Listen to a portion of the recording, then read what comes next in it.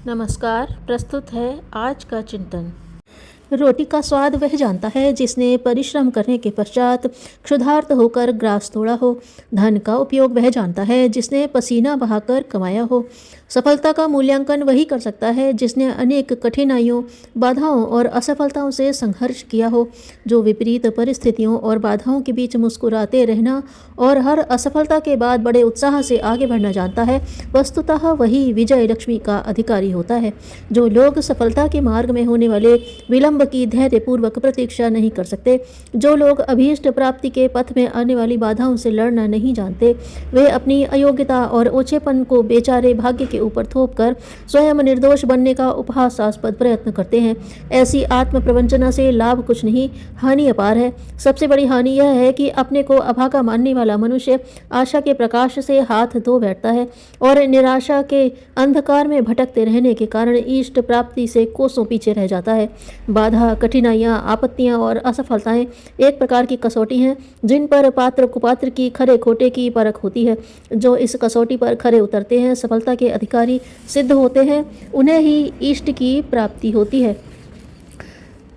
पुलस्ती के विश्रवा के यहाँ एक कुरूप संतान ने जन्म लिया।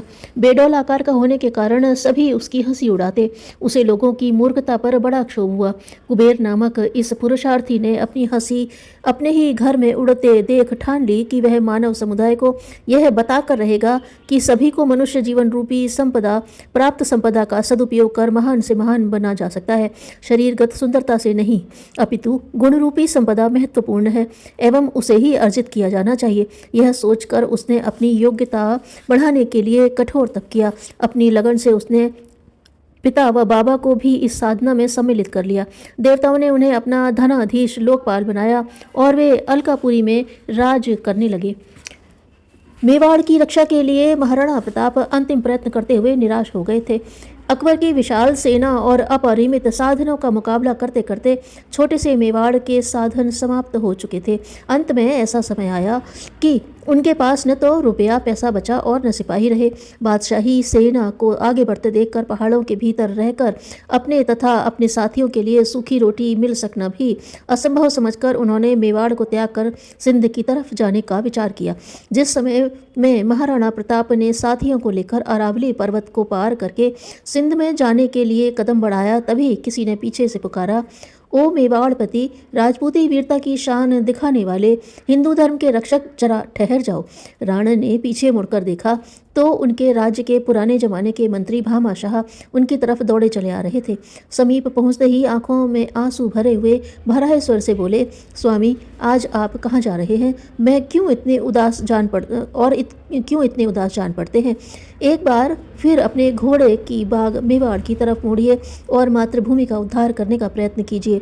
आपके पूर्वजों की दी हुई पर्याप्त संपत्ति मेरे पास है, जिसे मैं आपके चरणों में भेंट करता हूँ। वह मातृभूमि के उद्धार में लग सके, इससे बढ़कर उसका सदुपयोग क्या हो सकता है? आज मेरी प्रार्थना स्वीकार कर लड़ाई की तैयारियां करें।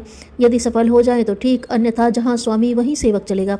महाराणा प्रताप का हृदय भर आया और भामाशाह के अपूर्व त्याग और देशभक्ति को देखकर अनुरोध मानकर लौट आए।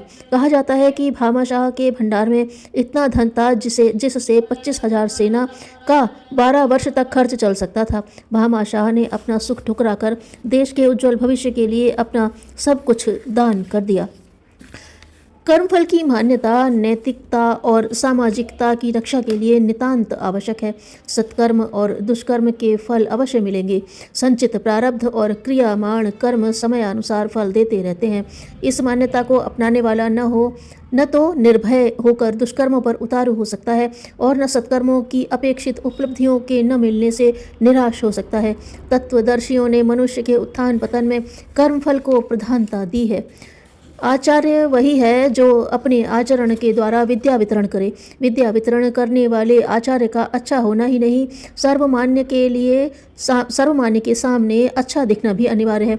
आचरण की इस श्रेष्ठता का सत्यापन ही आचार्य की श्रेष्ठता का प्रमाण है। कार्य में मिली सफलता यह सिद्ध नहीं करती कि यह कर्मयोग ही है। दुष्प्रयोजनों में तो चोर डाकू भी सफल होते हैं, पर अंततः उन्हें दुष्परिणाम भुगतना ही पड़ता है। प्रताप के समय राजा मानसिंह, पृथ्वीराज के समय जयचंद और अंग्रेजों के शासन के समय मीर जाफर व अमीर चंद सफल माने जा सकते हैं, पर दुष्टता से जुड़े होने के कारण उन्हें जीवन भर भर्त्सना सहनी पड़ी और अंत भी दुखद ही रहा।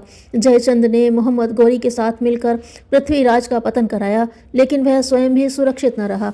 आक्रमणकारियों ने उसका भी राज छीन लिया और बंदी बना लिया। काश पृथ्वीराज के साथ मिलकर जयचंद आक्रमणकारियों का सामना करते तो देश को गुलामी के दिन नहीं देखने पड़ते।